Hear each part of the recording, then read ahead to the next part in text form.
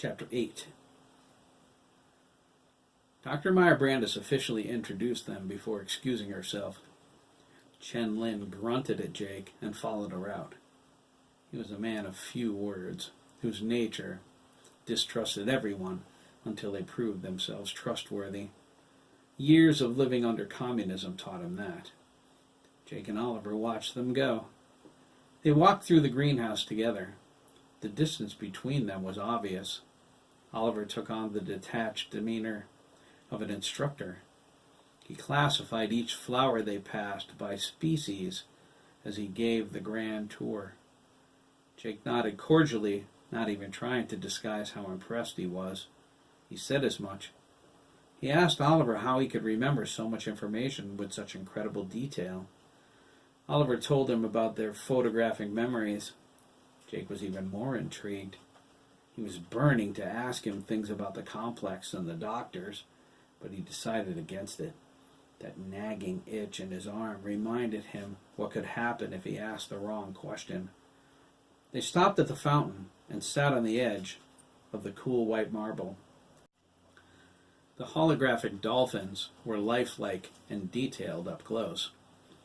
The light spray from the flowing water felt like a chilled morning mist. The smell of a nearby lilac bush made Jake think of his grandmother. He leaned back. He thought, everything seems so perfect here. I'll take that as a clue that it isn't. You didn't have a beard in your agency photograph, Oliver remarked, examining it. Jake stroked it. It makes you look devious. Jake laughed. I never thought of it that way. He asked, should I keep it? Dr. Wainwright says I look like a hoodlum. She's a bitch, Oliver frowned. Jake burst out laughing. Oliver was puzzled. What? He asked.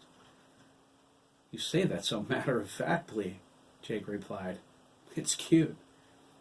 Oliver considered this. Cute? He asked. No one's ever referred to me in such a manner. I'm surprised, Jake said. You're a pretty handsome guy.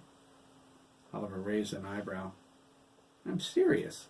If you were in regular school, the girls would be swarming all over you. Is that a good thing? Oliver asked. Jake laughed. Boy, where have you been? Oliver shrugged. I've been here. Silence reigned for long moments. Jake broke it by suggesting Oliver show him around the complex. It would give him a chance to take a last look around before they left. Oliver said they wouldn't be gone long. The trial period was for 6 weeks. After that, they returned here for a review. Jake was surprised. No one said anything to him about a trial period. He relaxed. Oliver noticed his reaction. He said there was always a chance another assignment would come up, and they would be separated. That didn't sit well with Jake. He was growing accustomed to Oliver rather quickly. He was a respectful and polite young man. Jake looked forward to getting to know him. At the door, Oliver used the voice print access option to re-enter Alpha Wing. They stepped into the hall. Jake asked why Dr. Meyer Brandis bothered to use the card key if all she had to do was talk to the door. She does a lot of things I can't fathom. I can imagine, Jake nodded. Oliver brought him to the communal shower room first. The Wolf Boys were inside getting ready for their day. Oliver introduced them, except Adam, who was still washing. The shower room was like one Jake had when he was training on the Caribbean island. Shiny midnight blue tiles covered the walls. The sinks were dull gray steel. The floor was a mosaic and a collage of shades ranging from baby blue to black. There was a bench in the main room next to a row of wall lockers and a rub-down table. The room smelled like deodorant soap. The Wolf Boys dressed in expensive-looking preparatory school uniforms, gray slacks, white shirts, black ties, and navy blazers. Oddly, they wore sneakers instead of shoes.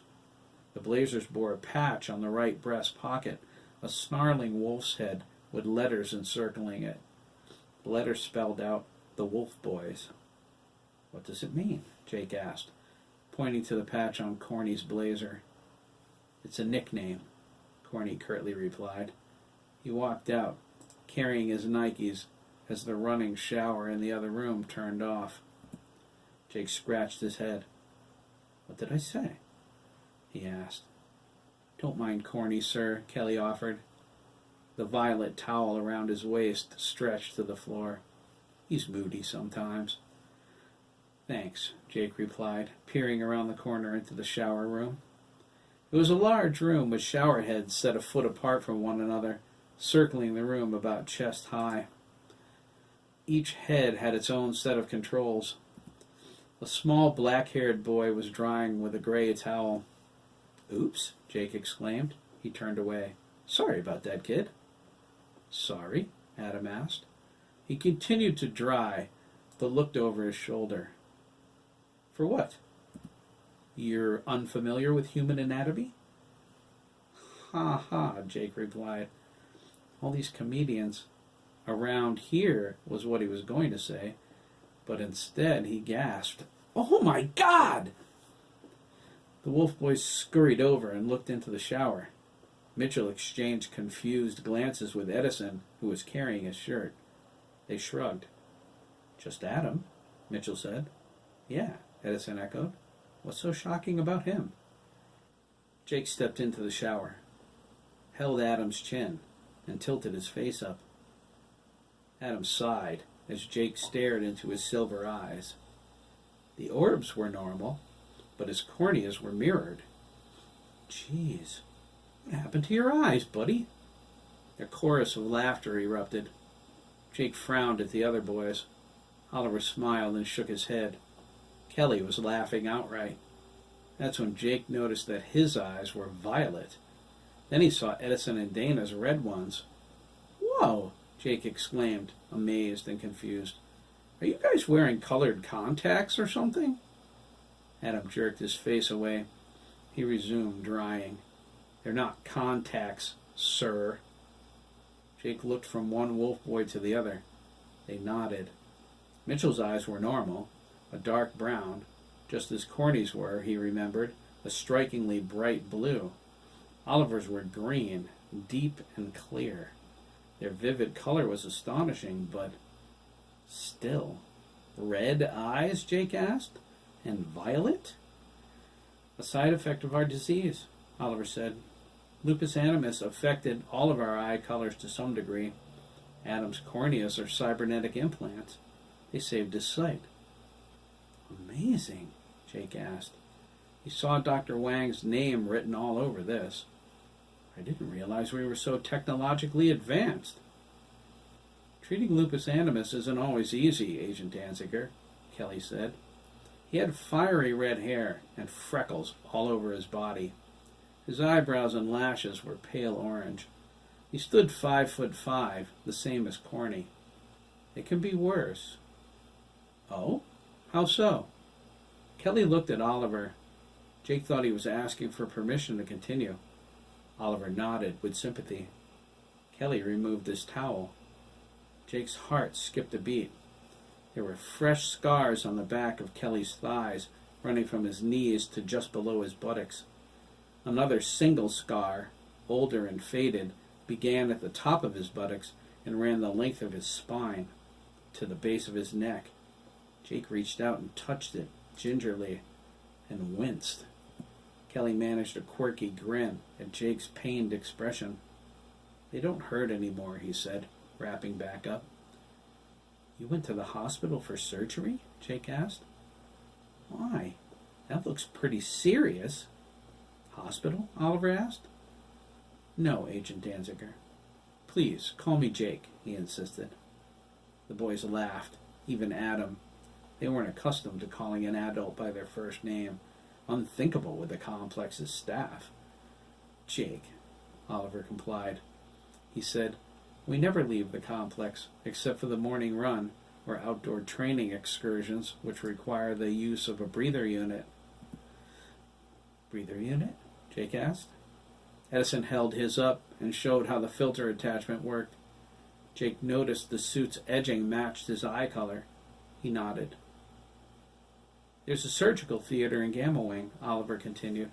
The doctors perform operations there. And as for what my surgeries were for, Kelly said, walking back into the dressing room, everyone followed him except Adam. My body rejected the last set of implants I received. Dr. Wang replaced them. Yeah, Dana remarked, his gaze distant. Kelly was in surgery with Dr. Wang for almost 26 hours. We were worried.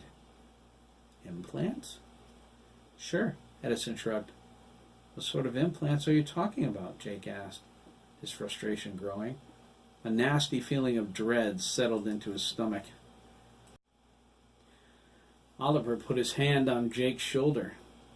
Lupus animus destroys parts of the body even without exposure to the outside air, he said, his tone even and professional, only slower. We've all received implants to replace sections of diseased bone or even internal organs. Mitchell, for example, has an artificial heart. Jake's head snapped toward the African-American youth. Mitchell nodded and thumped on his chest. Bionic ticker, he said. Mitchell was 5'2", but his large feet suggested a growth spurt on the horizon. His skin was the color of dark chocolate, and his eyes shadowed confident pools.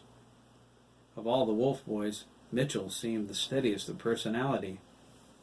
That's incredible, Jake said. It's so severe. You guys endure so much. To live? Dana asked. He brushed his damp, light brown bangs away from his kind, warm face. He seemed surprised he spoke up. It wasn't his usual style. His milky white cheeks became rosy, highlighting his red eyes. He shrank back, staring at the floor. Dying is the only alternative agent. Jake, Edison added. His hair was black, shoulder length. His skin was as pale as Dana's, but he had dark spots here and there, like freckles that ended up scrunched together. They were prominent on his shoulders. He was an inch taller than Kelly, despite being younger, but 2 inches taller than Dana's 5'4". His nervous manner betrayed his ADHD. Edison continued with, Besides, once Dr. Wang finishes the cosmetics, there isn't even a scar. Adam walked out of the shower room wrapped in his gray towel. Jake placed a hand on his shoulder, stopping him. Adam looked up, a suspicious expression on his face. Yes, he asked. Do you have implants too? Jake asked. The boy's murmured laughter filled the room. Adam rolled his eyes. I mean besides your eyes, Jake corrected. He thought, duh, Danziger, as if that wasn't obvious. Adam let his head fall back.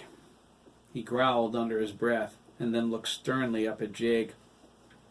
His expression was hard, challenging. Jake held his stare with genuine concern, accepting the gauntlet thrown. It was a test. It was so blatantly obvious, he almost smiled, but he checked it. There was nothing funny about what he saw. Adam nodded, appearing satisfied. He held his arms straight out to his sides. Go ahead, he said. Lift me up. Jake's brow furrowed, but he reached out, put his hands under Adam's arms, and lifted him. Adam settled into him the way any child would. Oliver looked at his pack brothers with surprise. They returned his expression in silent agreement. This was very unlike their moody and sullen pack brother. Jake held Adam under his buttocks, but almost collapsed with the strain. He never imagined Adam could weigh as much as he did. Oof, Jake grunted. You're heavy. Adam poked Jake on the forehead with his finger. 180, last weigh-in. Jake looked at Oliver, who only shrugged. I'm heavier. Jake didn't put Adam down right away. Instead, he crossed the room and sat on the bench, drawing Adam into his lap. He looked at the boy intently, trying to figure out how his small frame could carry so much weight. He poked Adam's chest, upper arms, and thighs, marveling at the density of the musculature beneath his soft skin. He was solid, like a miniature bodybuilder. Adam giggled when Jake touched the bottoms of his feet. The other boys laughed, amazed. They couldn't remember ever seeing Adam even smile before, let alone giggle. The bottoms of his feet were thick and rough, as if he walked around barefoot all summer. Adam's face seemed tighter than normal. Jake ran his finger along the side of his cheek, his expression filled with sympathy. Adam lowered his eyes. "It's tough sometimes," he whispered. "I'm sure it is," Jake replied. Oliver crossed his arms and shook his head. He never knew Adam could be so childlike, or that he was so lonely. There was apparently more to the youngest wolf boy than anyone realized. He wished he made more of an effort with him. He only appeared bitter most of the time. Oliver didn't understand how he could have missed so much, when right then it seemed so obvious. Adam slid off Jake's lap and proceeded to dress. The other boys joined him, finishing up. Jake felt the blood rush back into his legs, his circulation returning. Oliver led him out, but before Jake was through the door, he caught Adam staring at him. He looked over, questioning, but Adam only shrugged. He winked and went back to dressing. Jake smiled in return. He decided Adam was kind of sweet for a rough-and-tumble type of guy. Oliver led Jake down the hallway past the swimming pool. The door was open this time, so Jake peeked in. It was an Olympic-sized pool with twin diving boards flanking a 10-foot diving tower. Oliver told him they had swimming on Friday afternoons, but they could go for fun whenever they had leisure time. Jake was surprised to learn some of their past instructors included world-class divers and Olympians. The next room, the virtual learning lab, fascinated Jake almost as much as Adam had. He missed it on his first run through with Lieutenant Colonel Ryan, but he wasn't surprised. The door wasn't labeled. Not anymore, anyway. Oliver told him that Corny had thrown a fit after one of their internet teachers called him obnoxious. He ripped down the sign on his way to Dr. Meyer Brandis' office for discipline. "Discipline?" Jake asked. "Mostly extra duty," Oliver said. He smiled. Corny had to shovel a path around the outside of the greenhouse once. "Really?" Jake asked. "What did he do to deserve that?" "He called Dr. Wainwright a bitch." They laughed. The virtual learning lab consisted of average schoolroom decor, complete with a blackboard. There was a circle of workstations in the center of the room. Each station was black with a computer terminal and a set of virtual reality goggles. Oliver explained that most of the time they attended classes in VR. Their teachers had duplicate workstations wherever they were in the world. The Wolf Boys only learned from the best. They had individual instructors depending on their proficiencies. Oliver's proficiency was biology, for example, but each boy's was different. Corny was majoring in computer science. Dr. McAllister taught him mostly, but there were others too, including some of the biggest names in the computer industry. Adam and Mitchell were still studying at the high school level. Edison, Dana, and Kelly were well into college, but had yet to be assigned a major. Jake was impressed. Oliver had already attained 2 degrees. It was more than he ever did. There was an I/O port attached to each terminal, along with a patch cable. Jake asked what they were for. Oliver shrugged. "Dr. Meyer Brandis says they're for some future enhancements." Jake nodded, noting they seemed pretty used already. They went to the boys' mess hall after that. Daniel Fox was serving breakfast, part of his responsibilities as dorm parent. Jake and Oliver ate with the Wolf Boys while Daniel cleaned up. Jake thought the food seemed somewhat bland, but he didn't say anything. Oliver introduced him to Daniel once they finished, but they didn't talk much. Daniel was singular of focus. The boys were all that mattered to him. Daniel led Oliver into the galley, where he hugged him quickly and then backed away. He whispered his goodbyes now, since he wouldn't be available later. Daniel's face remained stone, but his eyes betrayed some emotion. Oliver nodded, understanding. He learned the depth of Daniel's feelings for him and his pack brothers in that quick embrace. He supposed he always knew, but the validation was special to him. "Get out of my kitchen, Taylor," Daniel said, turning away. "Not a word about this to the others, understand? I have a reputation to maintain." "Yes, sir," Oliver grinned, backing through the galley door. "See you in 6 weeks." Jake enjoyed the Wolf Boys' company. They seemed very well adjusted for everything they went through. Once he got past their vocabulary, which was a little too proper for Jake's taste, and the color of some of their eyes, violet, it was easier to see them for what they were. They were children, boys, isolated from the rest of the world and raised by the agency, but they were still only boys. When Dr. Meyer Brandis paged Jake to her office, Oliver went to shower. He stood under the warm water for a long time, feeling a tap dance over his skin. He thought about Jake and how much his life was about to change. He felt mushy inside, unsure.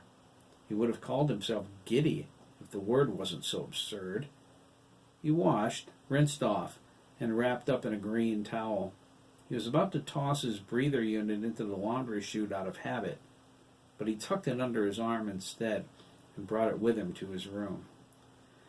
Dr. Meyer Brandis finished with Jake 20 minutes later. He headed down the hall, following her directions to Oliver's room. The door was open, but he knocked anyway. Oliver invited him in. He was about ready to go. He was wearing a pair of black fatigue pants, a green sweatshirt, and a black goose-down coat. Jake waited for him to tie his sneakers. He examined the room, taking notice of the map of the United States hanging on his wall. A dream of freedom, he wondered? But he wasn't sure that's what it was. Oliver's room, although functional and neat, seemed too much like a cell to Jake. It had a bed, a wall locker, a desk with a computer terminal on it, and a half bathroom. Cozy, Jake thought, for a convict.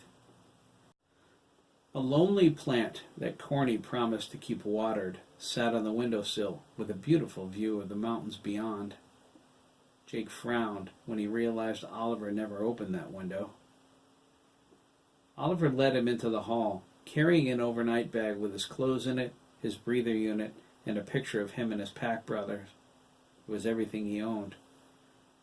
Jake told him Dr. Meyer Brandis paged him to the office to give him his final orders and for last-minute preparations. She gave him Oliver's medication, which he was to take without fail 3 times a day. When he ran out, they could pick up some more at a recommended location. Jake asked what the pills were. She replied they were a precautionary booster. She provided him with their agency ID cards, including an updated one for him since his appearance changed so drastically since graduation. Jake immediately recognized where they took his photo. He was under surveillance the entire time he was touring with Oliver. The picture was from the shower room. Dr. Meyer Brandis told him the 6-week trial period was to placate Dr. Wainwright and that he shouldn't worry about it.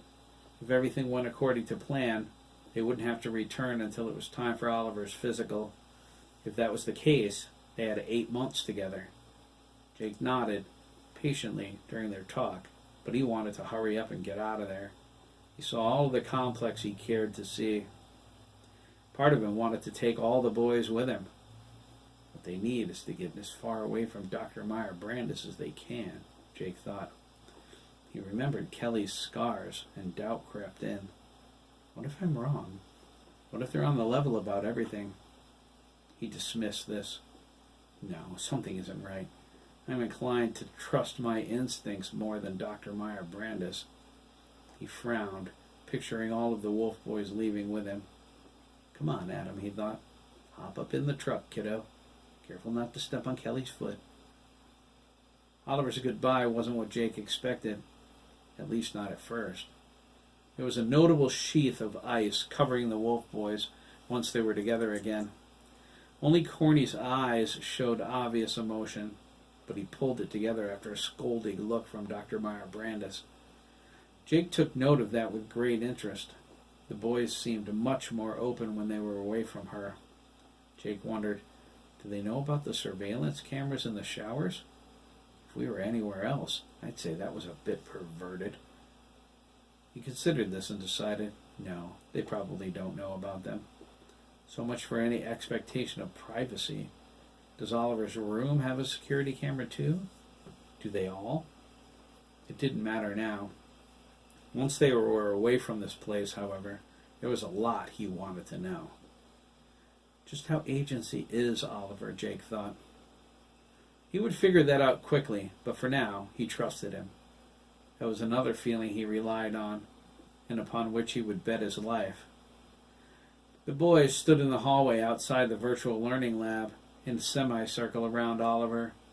Their eyes met and said what their mouths couldn't in the doctor's presence. Unbeknownst to Jake, emotional displays were forbidden. Oliver understood what they tried to communicate, and his own orbs mirrored their emotions perfectly. He was doing his best to hold his feelings in, too, as expected. They were to be paragons of self-control at all times. Dr. Meyer Brandis said that to them about as many times as they kept shows of emotion from her sight. Oliver held their hands and embraced his pack brothers one by one. Adam was resistant at first, but fell into him when Oliver wouldn't back away. Jake watched Adam's stern expression melt as tears began to form, but he bit back on them hard. He removed himself from Oliver, and he nodded sharply. Oliver thought he could almost hear what Adam was thinking. You know what I'd say. Do I have to tell you? You're really leaving? Mitchell asked, choking back his feelings. I'll be back, Mitchell, Oliver said. I know, Mitchell shrugged. It just didn't seem real until now. Kelly came over next and threw himself into Oliver, lifting him off the ground. Jake's eyes widened. How can he lift that much weight so easily? He thought, if Adam weighs 180 and Oliver's heavier, he must weigh over 200 pounds. Oliver laughed, but Kelly didn't. He held Oliver for a moment and set him back down. They said nothing. Kelly didn't know any words that wouldn't make him cry. Dana and Edison hugged Oliver quickly, wishing him luck. Edison whispered safe return into Oliver's ear before backing up. Then it was Corny's turn. They looked at each other for a long time. They had been together from the beginning, been there for each other always. Was this the end? Corny seemed to think so. It felt like nothing was ever going to be the same again. When they embraced, it was as if they were never going to let each other go. Oliver wanted to stay suddenly, but he knew he couldn't. He held his pack brother with all of his might and tried to make his sadness go away. It's hope, Corny, Oliver whispered, choking on his feelings. We'll all be free one day. You'll see.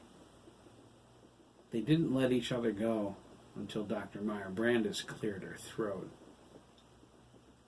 Dr. McAllister shook hands with Oliver. He said, I hate long goodbyes, my boy. Good luck. He vanished to Gamma Wing. Dr. Wang was a bit more cordial. He took the time to ask Oliver how he felt. This is a big step, he said, leaning over so they were face to face. When you walk out that door, the whole world belongs to you. You're a good man, Dr. Wang, Oliver replied. Thank you for saving my life. Dr. Wang nodded, his eyes clouding. Be safe, he said. He patted Oliver on the shoulder and followed Dr. McAllister into Gamma Wing. Dr. Wainwright took a moment alone with Oliver, leading him away from the group. She asked him if he was sure he wanted to go with Agent Danziger. Oliver said he was. Disgusted, Dr. Wainwright waited until they were back with the others before she handed Oliver a piece of scrap paper. He took one look at it and instantly committed its contents to memory. It was the 1-800 number for the complex. She instructed him to call immediately if anything out of the ordinary happened with his new guardian.